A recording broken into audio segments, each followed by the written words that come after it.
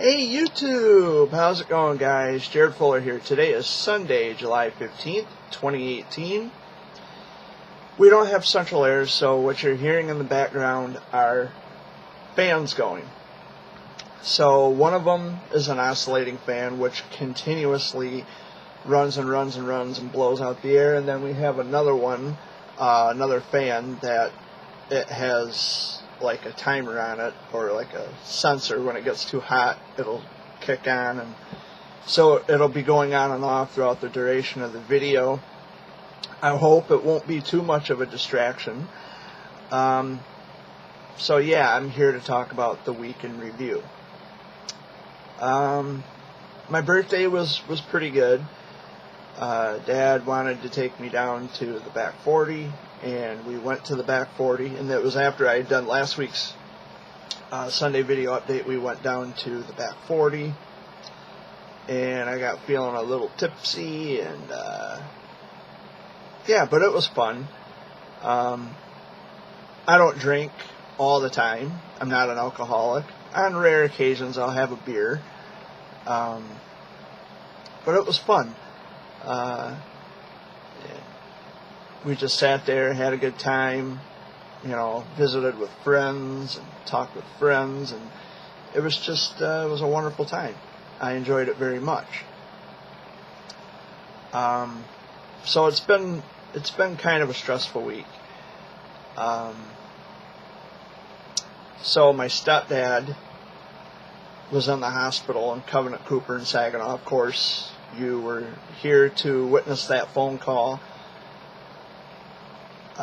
We went to Saginaw yesterday to pick him up, and as it turns out, he had a stroke. So now he's at the nursing home in Chesaning for physical therapy. We picked him up from Saginaw yesterday, took him to Chesaning to the nursing home. So he'll be at the nursing home for probably, I'd say, well, in the ballpark, probably 2 to 3 weeks. But he may not even be there for that long. He may just be there for 2 or 3 days, depending on the severity of the situation, and if he responds well to therapy. But he doesn't like to be there, but it was ordered by the hospital, by Covenant Cooper. So now he has no choice. He has to be there. So, and there's the fan kicking on. So I hope that won't be too much of a distraction during the course of the video. I'm back at drinking out of my my Spartan cup. You can see that. Drinking coffee today. So I've been taking my Lexapro. I missed a couple of days here and there because I got so busy and sidetracked doing other things that I just, forgot. I'm not avoiding taking it on purpose. I get so busy sometimes that I forget taking it, or I just don't have the time. And Dad was telling me, he's sleeping, by the way, but Dad was telling me, well, you should take it the very minute you get up, so that way you can just take it, get it done, and then you can do what you got to do for the rest of the day, and just, be done with it. Well, that's true, but sometimes when we get right up out of bed in the morning, we have to, skedaddle. We have to put on our boots and our shoes, and, we have to get ready to go places. I may not always have time. We just have to get up and go. So, and that's kind of been the week. The minute I get out of bed in the morning, it's like we have to get up and go do something, or there's just always something constantly going on, which I don't mind staying busy, but I just wish it were for better reasons than the reasons that have been happening as of late. But my stepdad, he's in the nursing home in Chesaning. Let's see if I can adjust this camera a little better. That's good. But he's in the nursing home. He'll probably be there, like they were saying, 2 to 3 weeks tops. He may not even be there for that whole course of the time that they give him.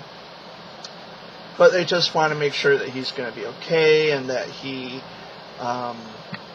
they're going to be doing physical therapy. So hopefully it helps him, and hopefully he doesn't get too frustrated, and hopefully he doesn't go too, stir crazy in there. I mean, he's got TV, he's got Wi-Fi for his cell phone. So hopefully he doesn't get too bored or, go crazy in there. But anyway, it's been kind of a stressful week. Other than that, I mean, I'm doing okay. Last week's video, I was kind of, cut to the chase and just get to the point, and but this week I want to talk about a couple of key factors that people need to remember. But first things first, before I get to any of that, visit GuideStar.org. GuideStar.org is where you will find information about legitimate 501c3 nonprofit organizations and LLCs. Do your homework. Don't be duped. Visit GuideStar.org today. Now, there were a couple of things I wanted to talk about this week. And one of the first things is I wanted to talk a bit about Facebook. Now, Facebook, and I don't want to, I don't want to go straight to pejoratives about Facebook, because I'm sure there are some benefits to having Facebook, but here's how I look at Facebook, because I'm not on it anymore, so I actually have, I can talk about it. I spent a lot of time on Facebook. It was nice to connect with people and to get to know people, and when I work on building relationships with people, I might want to take the friendship a step further and say, well, hey, if you want to ever talk away from Facebook, these are the alternative ways that you can talk to me or get in touch with me, because I always want to make that available. And possibly maybe even meet somewhere and have a drink or whatever, or meet up for lunch or what have you. So the thing about Facebook is, while it may be good for that, to meet friends and to connect with people that you share similar walks of life, we will always have this problem where Facebook is a filtered perception of reality. It's not as ideal as people think it is for, people sharing their lives and sharing their day-to-day, what's happening in their world, which it may be good for some things. Like I said, I'm not going to say that Facebook is totally and completely not a good thing, but it is a filtered perception of reality. It is,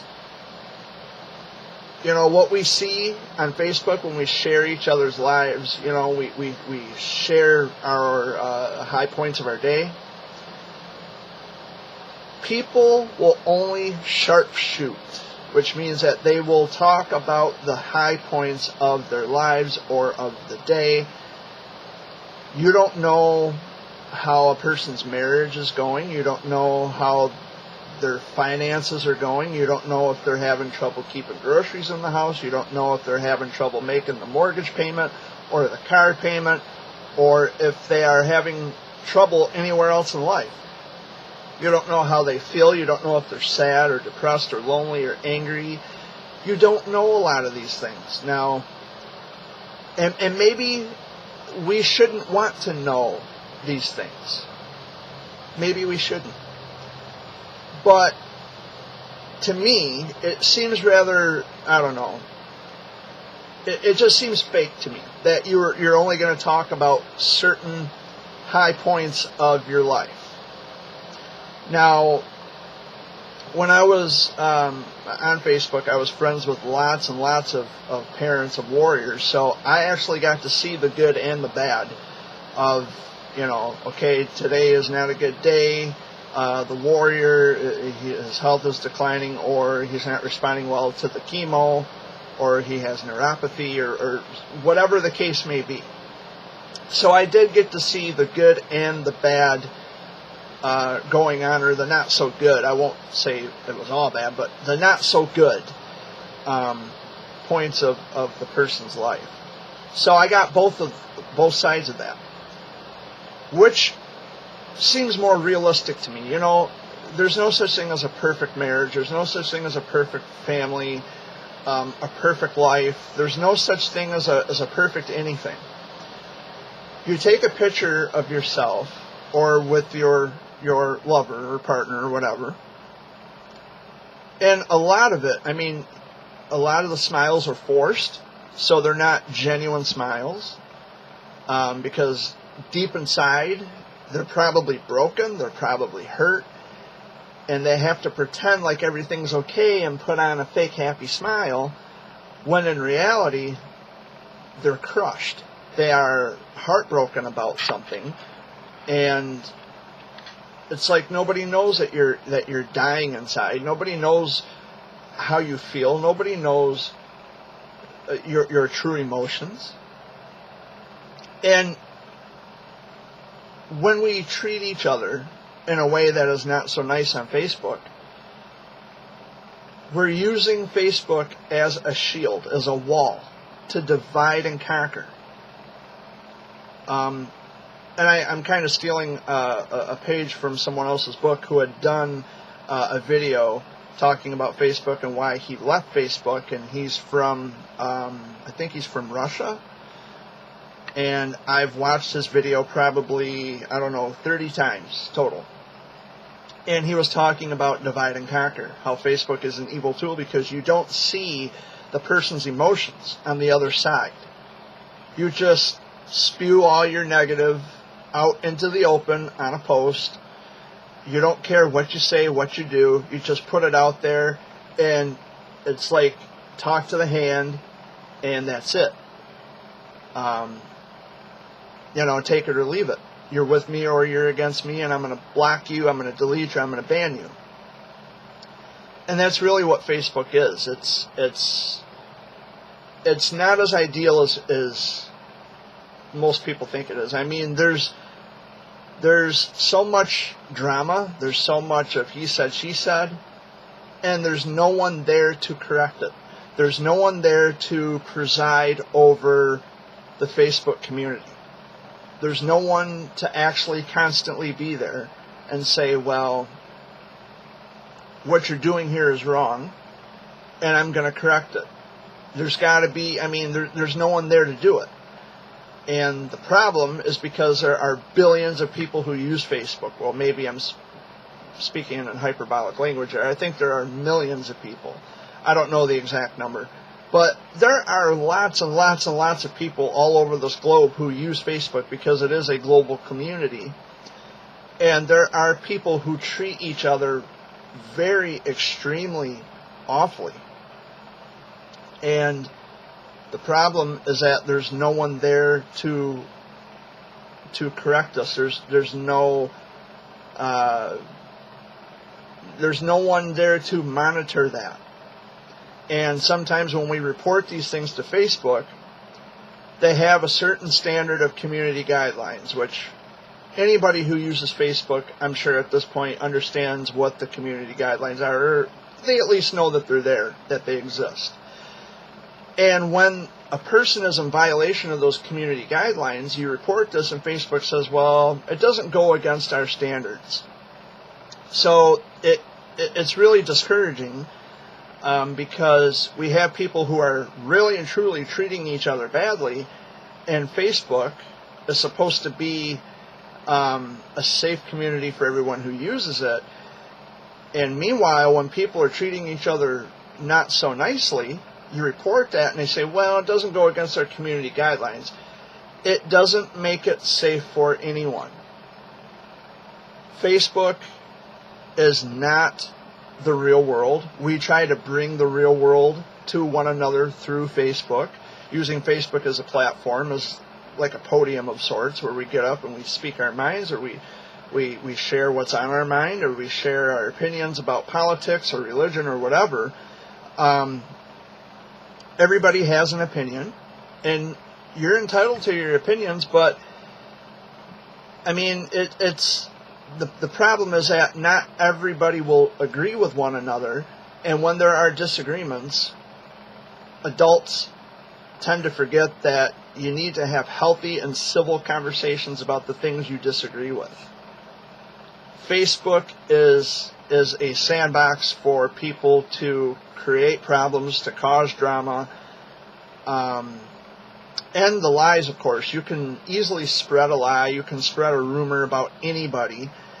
And it brings me to my second point that I wanted to talk about, which is evidence.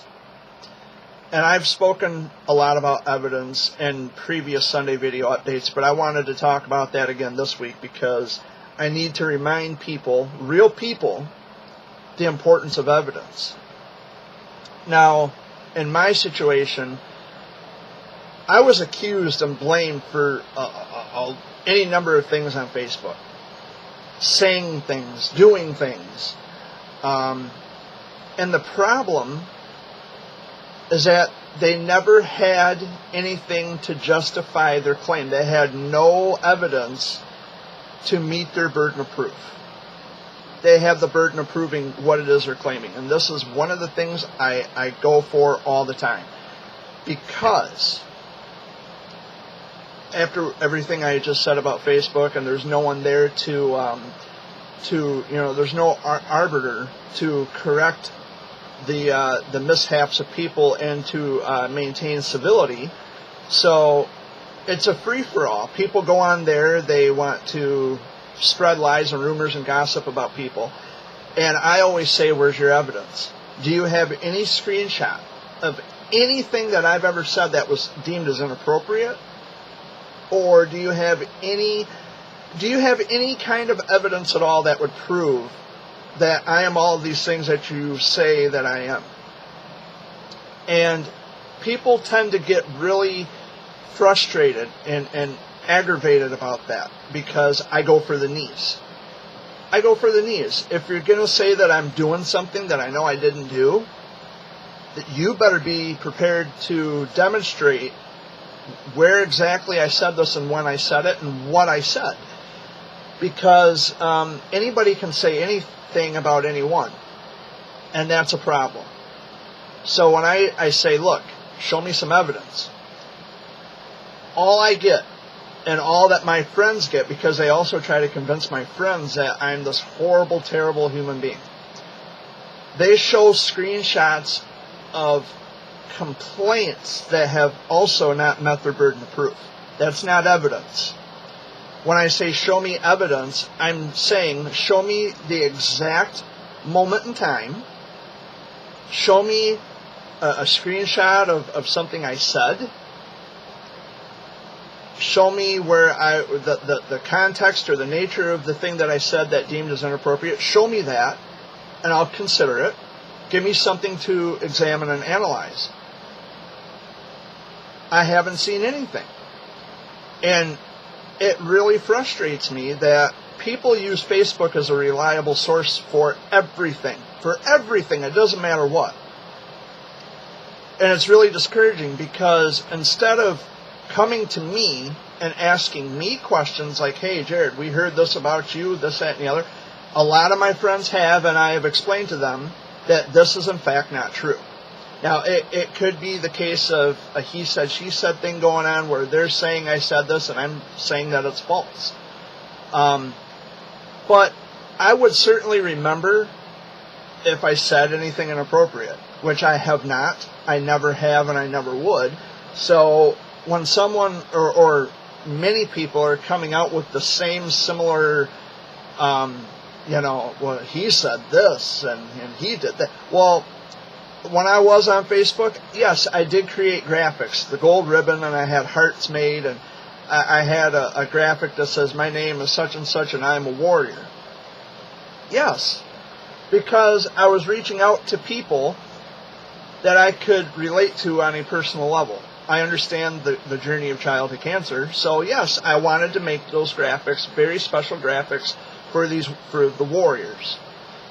I don't see anything wrong with that. It was my way of dedicating something special to someone who has gone through something traumatic in the same walk of life as myself, being a childhood cancer survivor. So I figured that would be something nice to do, just to show my love and my gratitude.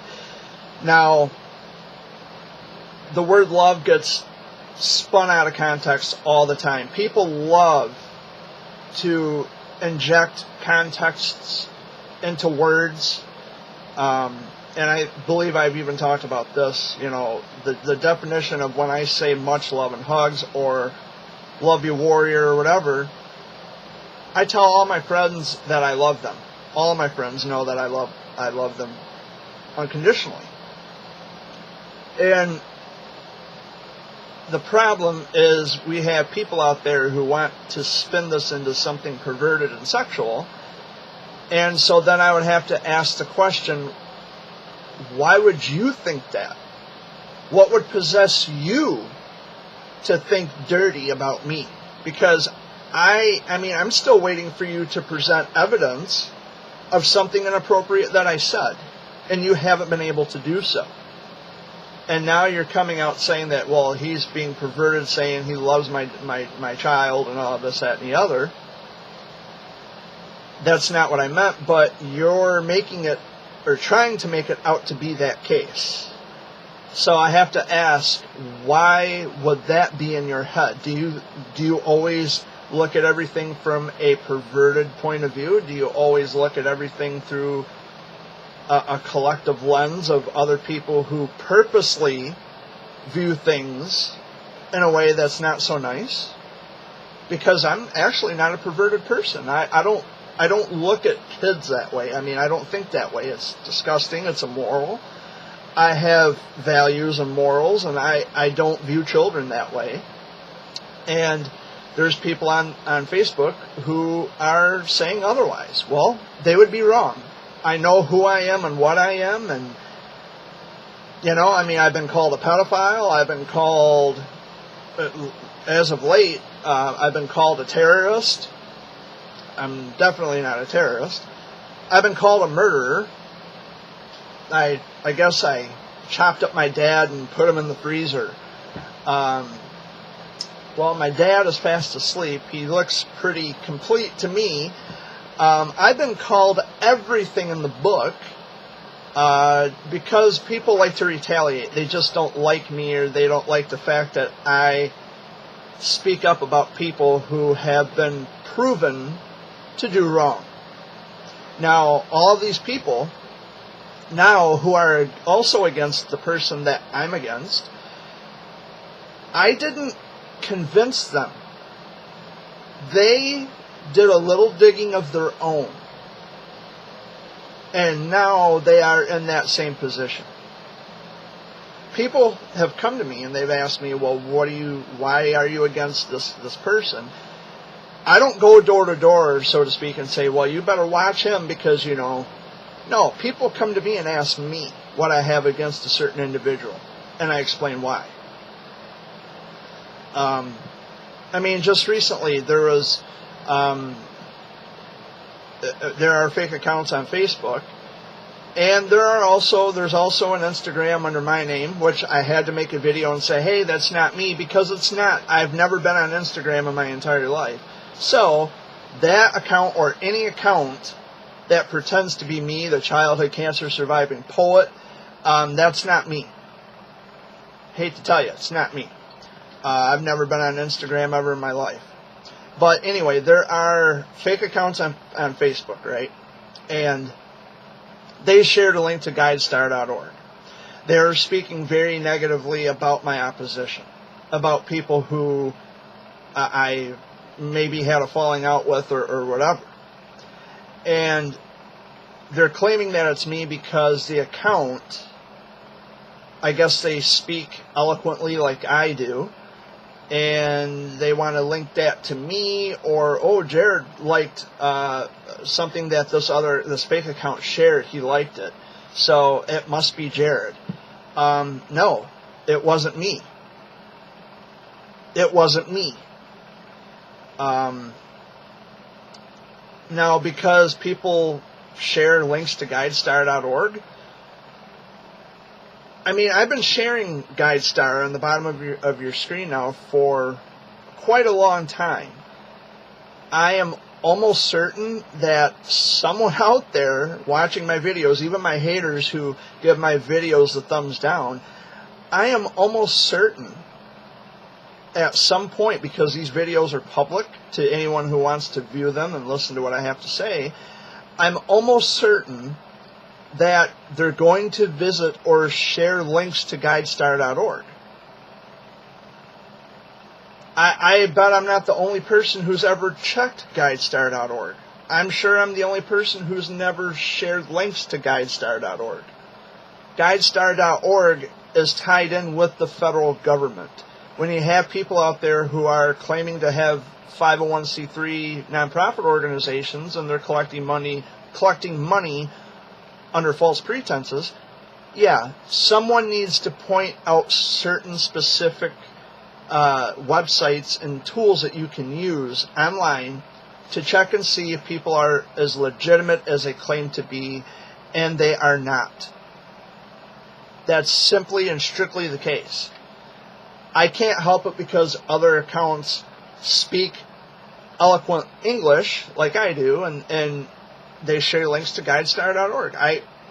How am I in any way responsible for that? Just like when I deactivated my Facebook account on the 5th of July, I've had friends saying, well, they text me and they say, oh yeah, now they're saying that, oh, it must be Jared because when Jared deactivated his account, deleted his account, then these other fake accounts deleted their accounts too. Well, I don't know what to tell them because I was never friends with them on Facebook. I had no connections with them whatsoever, although they want to say that, well, you like something that one of these accounts shared.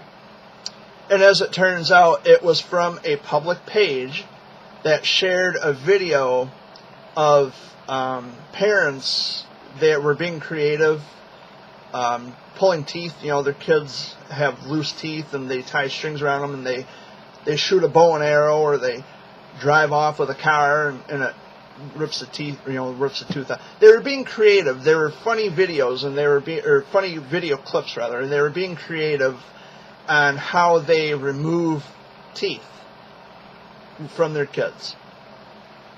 It was on a public page. Lots of people shared it, I'm sure. And I must have clicked on like on one of these accounts and just didn't realize it, because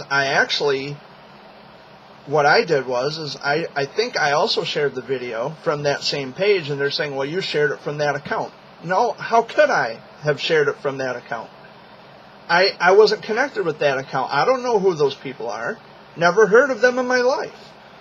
It was shared from a public page that had a video. It was a compilation of parents who were being creative, pulling teeth from their kids. Lots of people shared it, and depending on a person's privacy settings, you can see who shared the video. The names will come up. You can like each and every one of those. I mean, it's not hard to understand. It's not hard to figure out. And they're trying to spin this and make it, well, no, I know how Facebook works, and you were doing this and doing that. Bull. I don't know those people. And so, I guess those accounts were speaking very negatively about certain other people that I've had a falling out with. I don't know what to tell them. It wasn't me. I don't know how that... I just don't know. I don't have anything to do with anybody else. I only had my Jared Fuller account, and that was it. And the fact that they're then going to go ahead and make a fake Instagram Instagram account under my name pretending to be me. Hello. I would know it if I'm on Instagram. Someone's going to tell me. I mean, or I'm going to know anyway. I mean, come on. I have a lot of friends out there who are keeping an eye on things for me, and it's a mess. Social media is a mess, and you have people on there, grown adults, who they act like teenage kids in high school. They don't know how to act mature enough, and then they come on here and thumbs down my videos like it's going to have some kind of effect on me, which it doesn't. My videos get shared on Facebook by my haters. I mean, it is a colossal mess. I have better things to do with my time than to create fake accounts. That's not the kind of person I am. There's no reason for me to have fake accounts when it's always been me. I've always had that one account. I am Jared Fuller. I am Jared Bear. That's who I am. I have no reason to lie about anything. So, I mean, it's a mess. And these are people who are against me. They have bought into this crap about Jared is this and Jared is that, and instead of coming to me, they jump the gun. They take the bait. They buy into all this crap that they're being fed by people on Facebook, and so they take action. They block, they ban, they delete, whatever.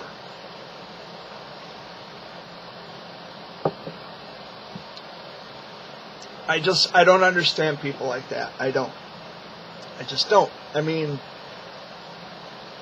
evidence is always, it's the gateway to the truth. And when I say show evidence, and there's even my friends have also said, look, do you have anything to show me where Jared was actually being as nasty as you say that he was being? Well, I got the screenshot of all these complaints. People claiming that he said this. You can claim all day, every day that I said something, but that's not going to get you any closer to the truth. When I demand evidence, what I'm saying is, show me where I said something inappropriate. A screenshot, anything. Show me what I said. Show my friends what I supposedly said. It hasn't happened. It's a bunch of he said, she said. And to my haters, or the people who are now against me, and they just wanted to tune in this week to see what I had to talk about, well, there you go. I'm sorry that you would believe such nonsense about me, because, I don't know, you think for some reason or another that I'm all these things, or I've said something horrific, but yet no one has anything of substance to offer. It's a bunch of talk. Where exactly did I say something wrong, and what did I say? Hello? It doesn't make sense. I look at things from a rational, critical point of view. If a bunch of people came to me and said, hey, your friend over here is cuckoo for Cocoa Puffs, well, show me where exactly. And if, in fact, I think they are cuckoo for Cocoa Puffs, then I will have a talk with them. But I'm not going to just go and believe a bunch of people who said something because of the number of people who said it. It is an appeal to popularity. It's a wrong way of going about finding out what's true and what isn't. And people say, well, why would all these people say this? There's no way that this many people could be wrong. Yeah, that's possible. Just because a certain number of people said it, you think it can't be wrong? Well, you would be wrong in thinking that way, and you are now officially a 1% of that group who thinks and feels the same way. Congratulations. Because I don't care how many number of people said it. If 1 million people said that the moon was made of cheese, well, guess what? 1 million people, they're wrong. Point blank. Because we have evidence that will trump their beliefs or their opinions about something each and every time. So where's the evidence where I'm supposedly being nasty to somebody or saying something inappropriate to a child? Please. I would never do a thing like that. I don't think that way. I mean, get a grip. You know, there's always someone out there who will be actively working to discard me or railroad me in one way or the other. I'm a child of cancer survivor. You can't erase that from me. You just can't. I know too much about childhood cancer to be pushed to the side or for people to railroad me, or try to anyway. I quit Facebook on my own, by the way. I wasn't suspended or whatever. I walked away on my own because I got sick and damn tired of dealing with the drama. And it had only gotten worse as time went on. It had only gotten worse. And the worst thing about it is people that I've met in person, people that I've spoken to directly face to face, suddenly they want to believe all of this? How on earth are you going to do that to me? What would ever possess you to think that what all these people are saying are true when they have not shown evidence? And how do I know that? Because I haven't seen evidence. My friends have not seen evidence of anything at all where I was being inappropriate. Complaints alone are not evidence. You have to be able to provide the actual evidence of what I supposedly said or done. That's what I mean by show me evidence. Taking screenshots of people complaining about what I've done is not evidence. They can say all day long, well, he really and truly said this. He really did this. He really said this. It doesn't matter. You have to show where I supposedly said this. Because I could just as well create another Facebook account and say that all of you are saying horrendous things about each other. But see, I wouldn't give away my position like that if that were the case. Because I'm not that kind of a person. I know better. I have better things to do with my time. I have actual real friends out there who really and truly love me and care about me, and I love and care about them just as much, if not more. We keep in touch practically every day, one way or another. Not through Facebook, obviously, but we keep in touch. It's just the way it is. I don't care. I wouldn't complain about something like this if it wasn't true. Well, you have to prove your case, is the point. Because I treat people the way I want to be treated. Period. Point blank. And I was the same way on Facebook. I tried to maintain civility with the community that I was representing. I tried as best as I could to bite my tongue and say, you know what, I'm better than this, I'm going to rise above this. It wasn't easy. It was only getting worse. And I would come on here on YouTube and I would debunk their claims. Now, after all this is being said and done, now you really have to watch out for Jared Fuller accounts pretending to be me and saying that, well, Jared, you came back on Messenger and now you're saying this and you're saying that. You really are that kind of a person. No, I'd never do that. And like the local people, they should know better by now. they should know me better than that. It's almost, and I was telling my dad this, it's almost like I become a victim of my own afflictions, because no one asked to have cancer. I certainly didn't ask for it. My parents didn't ask for this. So why is it that I'm being punished for reaching out to people, that I can have that personal connection with them, saying, hey, I know what childhood cancer is. I understand this journey. Why is it then that I'm being punished because I reach out to people and I want to connect with people? Why? Is it jealousy? Is it the fact that, well, Jared doesn't remember crap from when he was a kid, so he acts like this affects him? Well, guess what? It does affect me. It does, to this day. Photosensitivity. It's an after effect from the chemo. I have the scars and the photosensitivity issue, and I have documentation. Survivor guilt, which is it's a mental problem that I have. All of these things tie in corroboration with my cancer battle.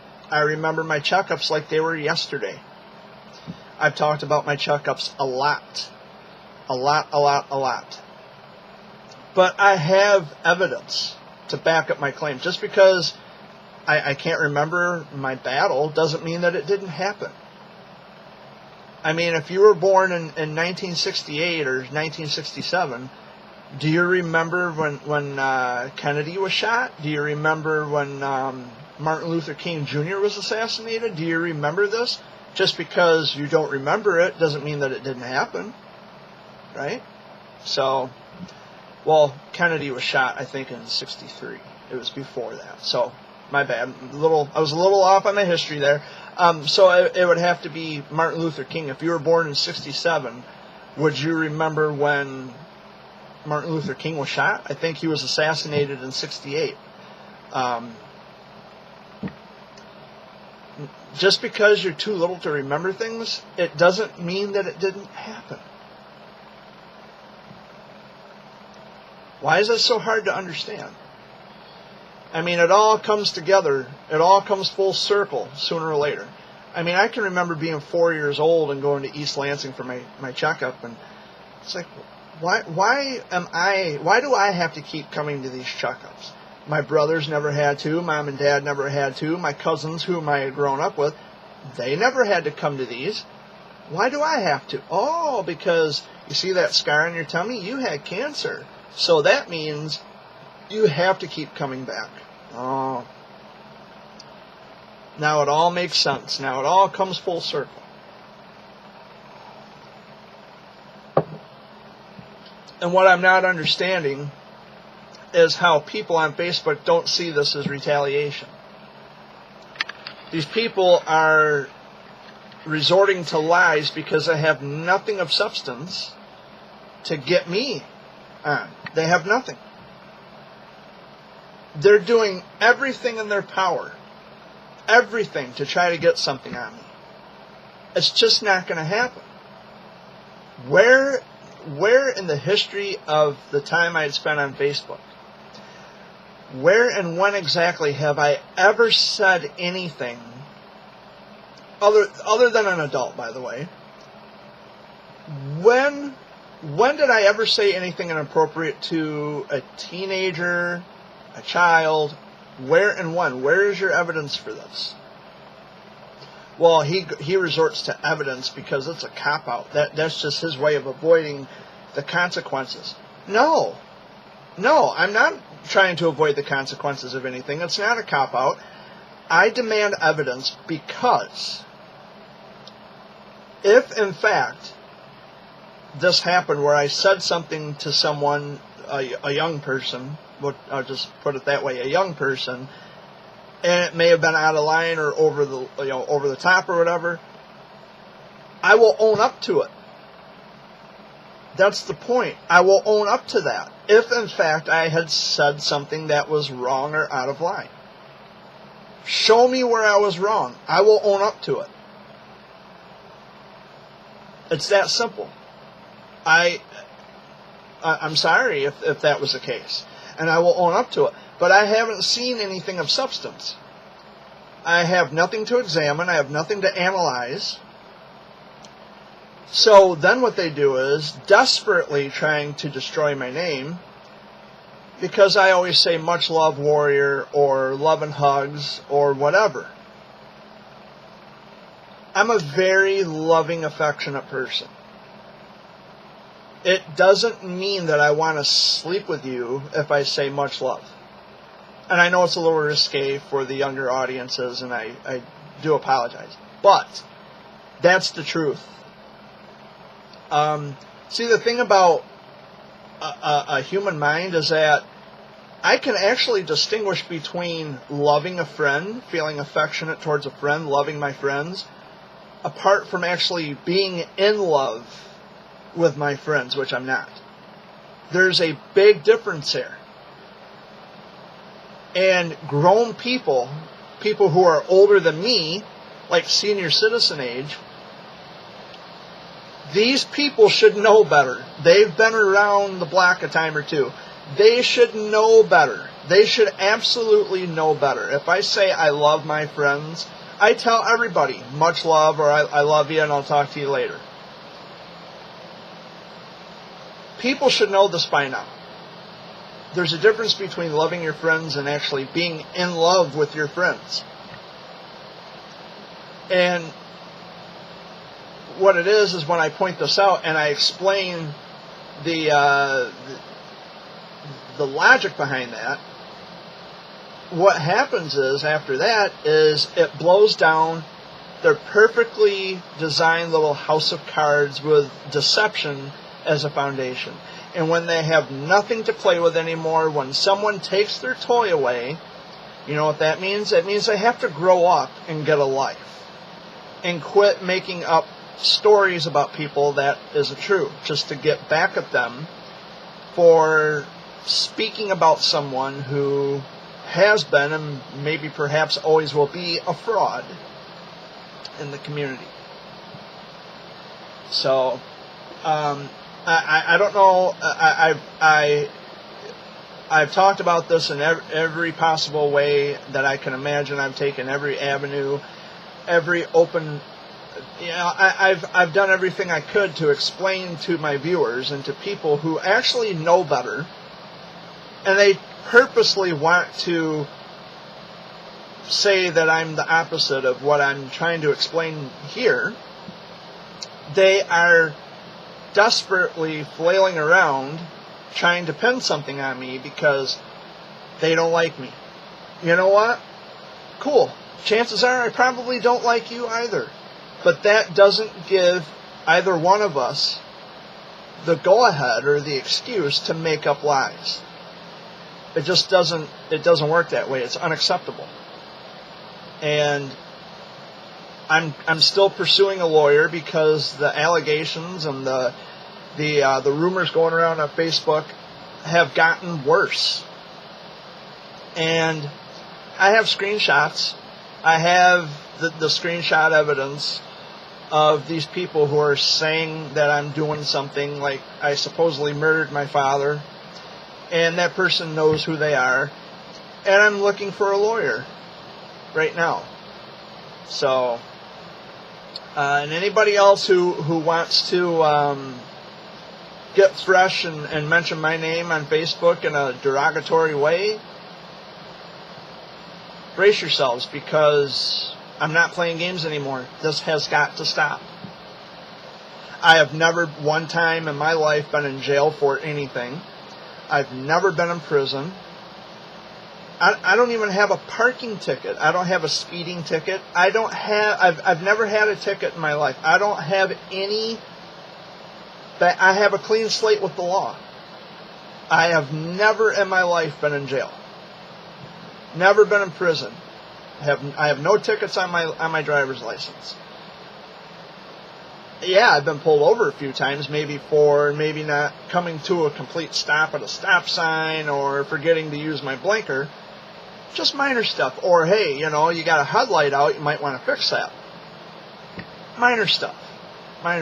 Small potatoes. But I'm not an alcoholic. I don't use drugs. I'm definitely not a pedophile or a murderer or a terrorist. Please, give me a break. I actually care about people.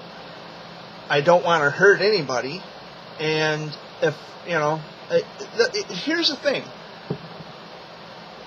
Never in the history of whether I've been on Facebook or even people who know me in general, I don't think I've ever really and truly been offended by something that people have said to me. I don't think I've ever really and truly complained about being offended by someone.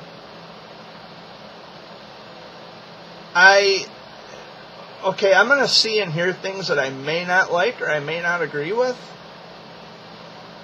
I just turn the page and move on. It's like, whatever. And I get on with my day. But there are people, when they are offended, the whole world has to know that you're offended. Well, that's not a problem that the whole world needs to know about. Offense is taken, it's not given. So if someone says something to me that I may not like it, or if it pisses me off or whatever, I'll get over it. Hello, Amy. Good morning. That's Amy coming in. Just like I told you at the top of the video, she probably would be coming in. Oh, Is it hot out there? heck yeah. It's supposed to be 90 degrees today, and it's going to be hot and muggy. And Top it all off. I didn't have the AC on out there. ooh, bet you it's like a Campbell soup can out there. I'm all wet. I'm all damp. Oh. But, I forgot what I was talking about. Sorry. Lost my train of thought. No, it's okay. I don't understand people on Facebook. I just don't. Huh? You can't get Berkeley to come in for nothing. Dad will have to get him when he gets up, or I'll have to go out there and get him. Yeah. But I don't know, guys. It is a mess, and I just have to. I have to work. Oh, I know what I was talking about. I'm not easily offended by things. That's what it was. I'm not someone who, I don't get so offended by things. And most other people, when they get offended, they have to shout it from the rooftops. I don't know why. Because when you're offended, that's no one else's problem but your own. So, yeah, whatever. So I'm not sure what's on the agenda for today. It's the first week of being 32, and holy moly.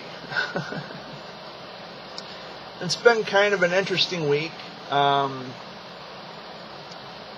those of you who are local to my area, WWE Wrestling is coming to the Dow Event Center in Saginaw. I guess I can put that out there.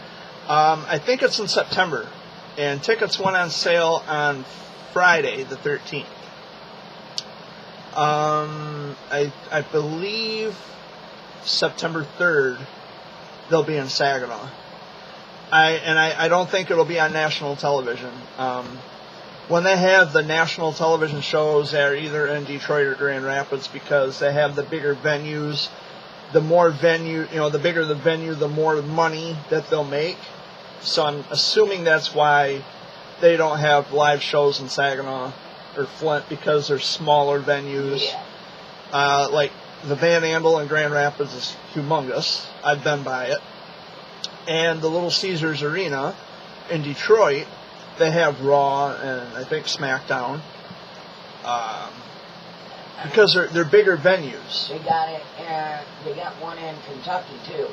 Yeah, well, I mean, WWE goes all over the world, but I mean, they do live. Yeah, but I mean, here in Michigan, when they have Raw or SmackDown, when they're on TV, the only places that they come to in Michigan for the big televised shows would be in Grand Rapids or Detroit. Oh, okay. Because Saginaw and Flint are not big enough. Right. When WCW was going, Nitro and Thunder and all that, they had Nitro come to Saginaw. Oh yeah. But what I'm guessing is WCW I think was a smaller franchise than WWE. Right. So they could have like Nitro in Saginaw, and they've had Nitro in Saginaw. I don't think they've ever been to Flint. They may have been. I don't know. But they've had Nitro in Saginaw, Monday Nitro. And it's been on television when WCW Thunder, which was a Thursday program on TBS, they came to Saginaw. Dad took me to that. So I was at a live taping of a WCW event. And I thought it was pretty cool. You see cameras flying across the arena. Like these long, things, and it holds the camera like this.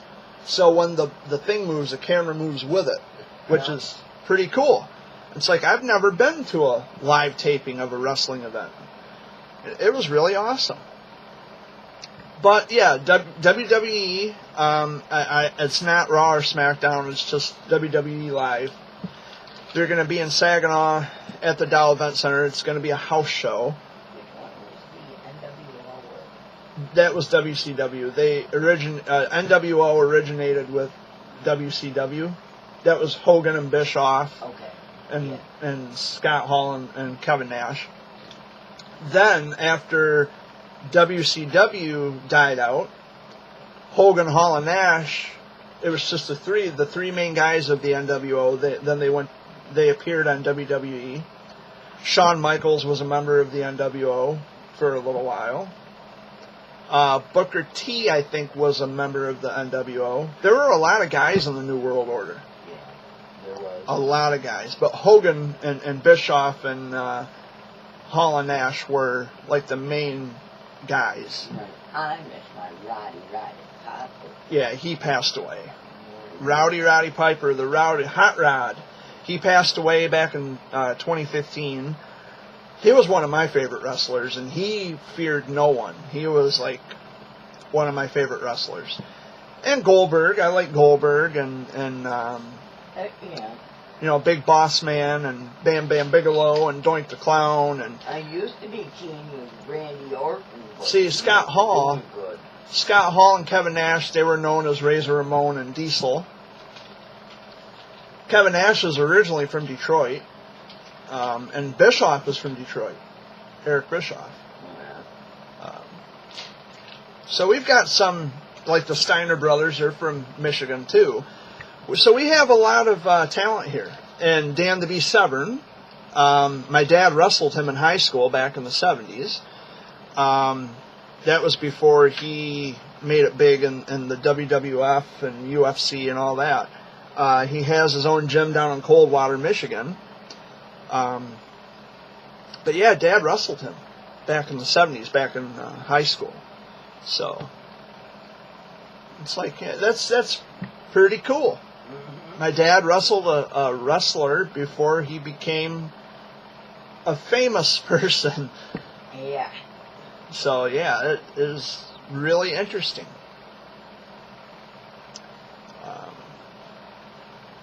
But yeah, I used to be into wrestling a lot, like back in the 90s. I used to really get into the WCW, and when Hogan turned into a bad guy, he went the direction of the NWO. And I was still, even then, a fan of Hulk Hogan, because he was around for years. Yeah, I mean, Hulkamania was in the 80s. When Hogan body slammed Andre the Giant at the Pontiac Silverdome. Yep. My dad was there for that. And he said it felt like the whole building shook when he just picked him up and slammed him, and then he did his leg drop and pinned him. For my people out here who are also wrestling fans, I remember Brutus the Barber Beefcake, British Bulldog, Shawn Michaels and Marty Jannetty when they were a tag team, Superfly Jimmy Snuka, Juventud Guerrera, Chavo Guerrero, Eddie Guerrero, Chris Benoit. All these people are gone now. Yeah. Owen Hart, of course, and Roddy Piper, the model Rick Martel, Ravishing Rick Rude, Macho Man Randy Savage, the Nature Boy Ric Flair. I mean, it just goes on and on and on and on. All these people that I remember. Right. I think I remember the Junkyard Dog, but I might have been too little because he died in a car accident. So, but I'm thinking he died when I was just a baby. I would have to check my Google sources, because I could have swore I remembered Junkyard Dog when I was a kid. I remember Honky Tonk Man. He always had the chain around his neck. Yeah, he had the chain around his neck, yeah. And the collar. And the collar, yep. I remembered Hawk and Animal, the Road Warriors. I think he was in the 80s. Legion of Doom, I think, was that the same? See, I'm getting my Yeah. I'm getting my guys all mixed up, but I think they were called the Legion of Doom, Hawk and Animal, or maybe it wasn't the Legion of Doom. That was the Road Warriors. That's Hawk and Animal. Oh, okay. Well, I don't even remember. I'm probably getting it all wrong, and I have to check my Google sources and redo it. Well, I'm not going to redo the video, but I mean, people can Google this for themselves if they want. Yeah, there's just so many, like Luna Vachon. I remember Luna. I remember China, when to Generation X, with Triple H and Shawn Michaels. What's Road Dogg, Jesse James, the New Age Outlaws. I remember them. Stone Cold Steve Austin. My dad probably remembers like Gorgeous George and Pat Patterson and Gorilla Monsoon. I remember Gorilla Monsoon. Trying to think who else. Avalanche and Earthquake and Butterbean. I mean, these were like You're going way back. big guys. I even knew. Yokozuna. I mean, there's just so many that I remember. Lex Luger. I mean, these are guys that, Mr. Perfect, Kurt Hennig. I mean, these are guys that I grew up watching on television. I remember when Monday Night Raw was on television back in the 90s, when it debuted in the 90s. It was, I mean, that was our thing. We would pop popcorn, and Vince McMahon was the ring announcer. Yeah. And he would have like different wrestlers, come up and sit beside him and be a ring announcer. And then I remember WCW Monday Nitro, when it was Tony Schiavone and Mike Tenay and Larry Zbyszko. That's about when I started watching it. It was in the 90s. It was, Larry Zbyszko, Tony Schiavone, Mike Tenay. They were on Nitro. Bobby the Brain Heenan. All these people who left. They gave us entertainment through all those years, and you don't forget them. You just don't forget people like that. But I grew up watching all of those people. It's just, and now we like John Cena. Now we're in the John Cena era. And Daniel Bryan. And I haven't really. I don't watch. Page is the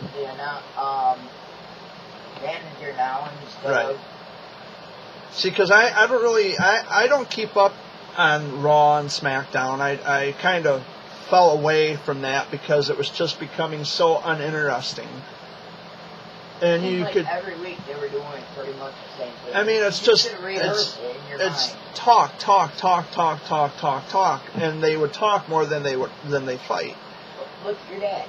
Your dad will come out and he's going to swing at him. Yeah, I mean, you can predict what's going to happen before they even do it. But it's like Chris Jericho, you know. I used to like him. I still like Chris Jericho. He's a good wrestler. He's got his own rock band. Oh, He's been to Flint.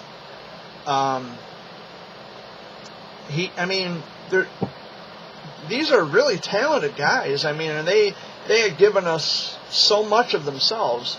Ultimate Warrior, another one. I loved Ultimate Warrior when he would shake those ropes. He'd get mad and shake the ropes.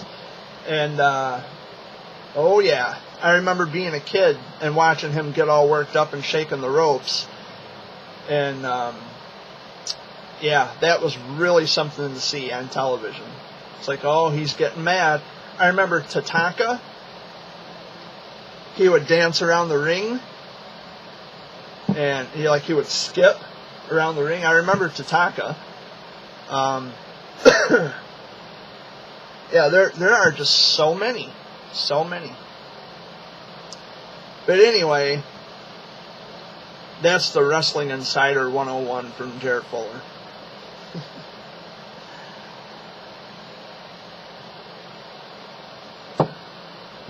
But really, I mean, what's going on this week? I honestly don't know. I don't know either.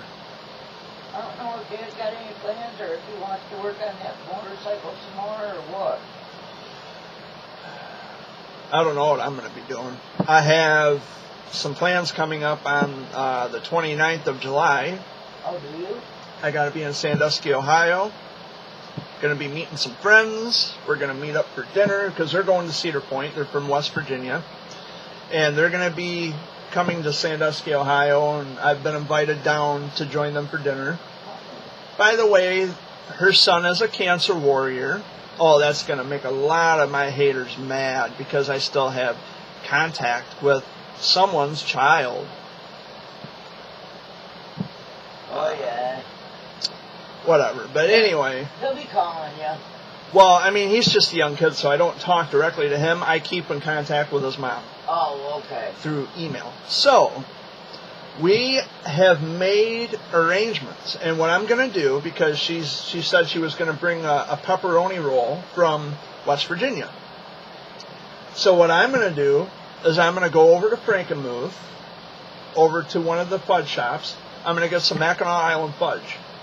And Mackinac Island fudge. If you guys ever come to Michigan, you have got to try the Mackinac Island fudge. It is like the best. We put it in vanilla ice cream. Oh my God, doesn't that sound good right now? I mean, what time is it? 10:19. Yeah, it's 20 after 10 in the morning. I want ice cream. I want Mackinac Island fudge ice cream. Oh yeah, I've had it. It's good. It's really good. I mean, I eat it all the time.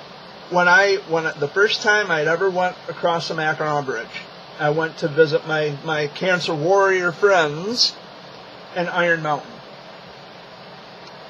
I was on my way back through, and I stopped at this place in St. Ignace that's called Indian Village, and I took you and Dad there. Yep. Indian Village is really awesome. They've got Mackinac Island fudge, and I don't know if you saw it on the racks. Yeah. It was on but it's like $15 a pound.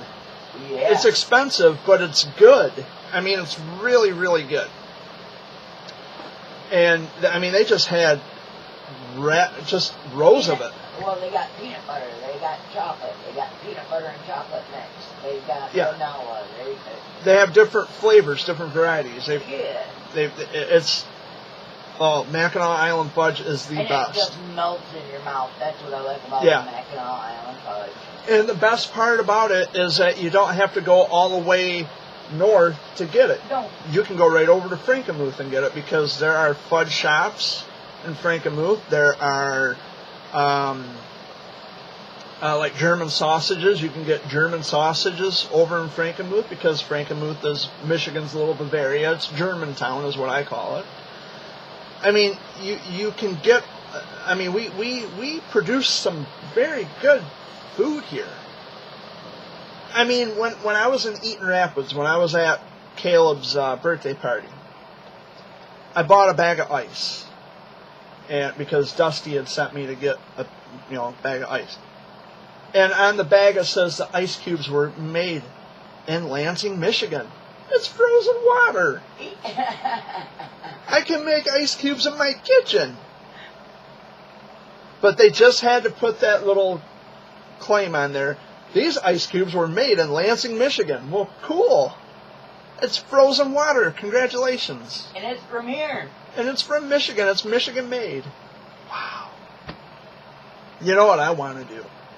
I don't know if it's illegal, but what I want to do is I want to take like a little mason jar, and when I go out to Muskegon again, or if I go out, like across the bridge and I go down Highway 2, I want to take a little mason jar and collect Lake Michigan water and just seal it.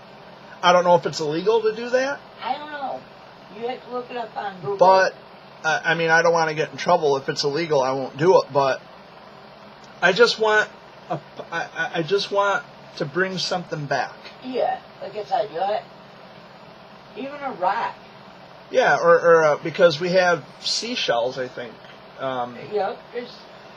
We have a place in Michigan as well. It's called Seashell City.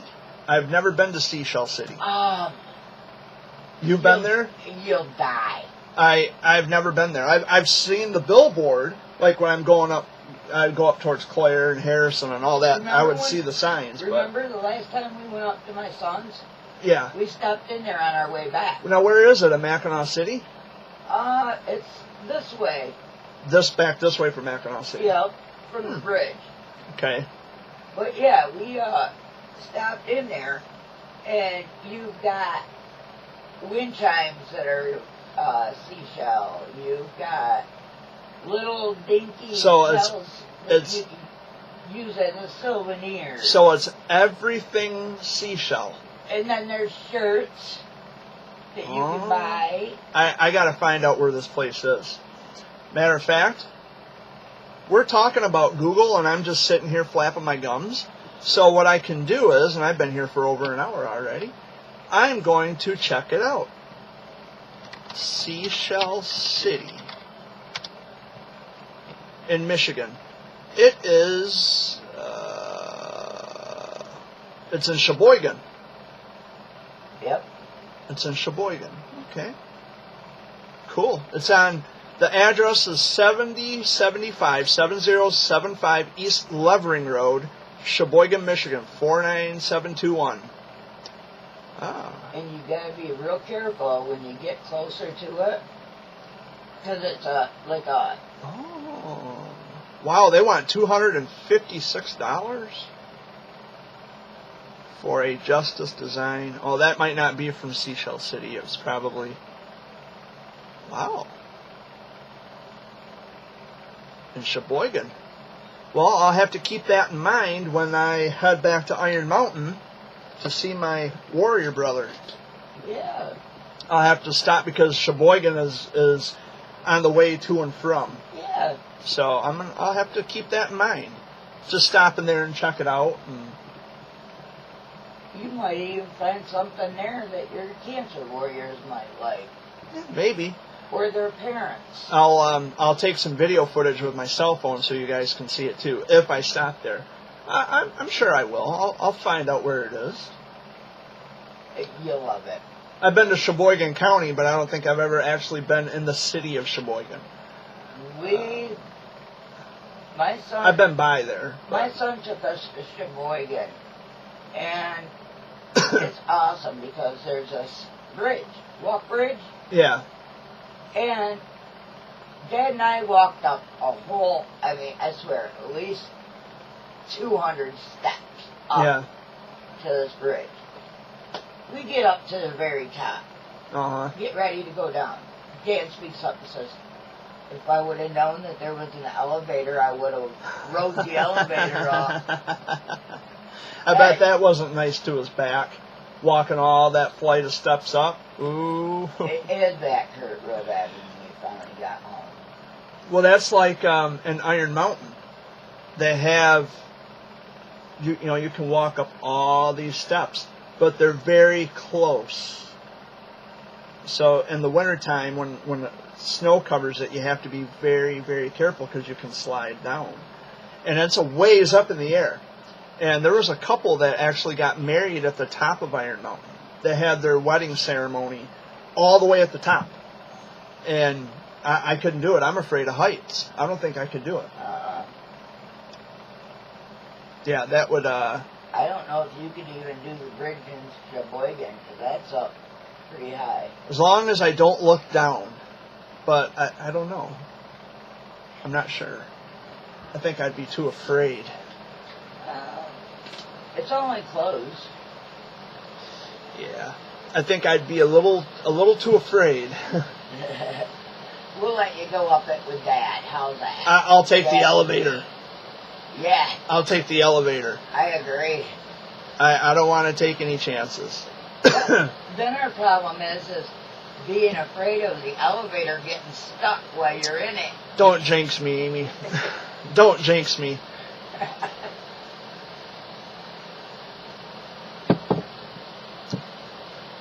But anyway, I have been here for well over an hour. And I'm going to wrap up this video. And Amy, if you want to say goodbye. Goodbye, everybody. Have a good day. And I will follow suit and say that I hope all of you have a wonderful week. Have a great Sunday. I will be here next week. Same bear time, same bear channel. Much love to all of you. Thank you for watching. Have a wonderful day and a wonderful week. Stay cool in the heat. And I'll see you guys later. Peace out.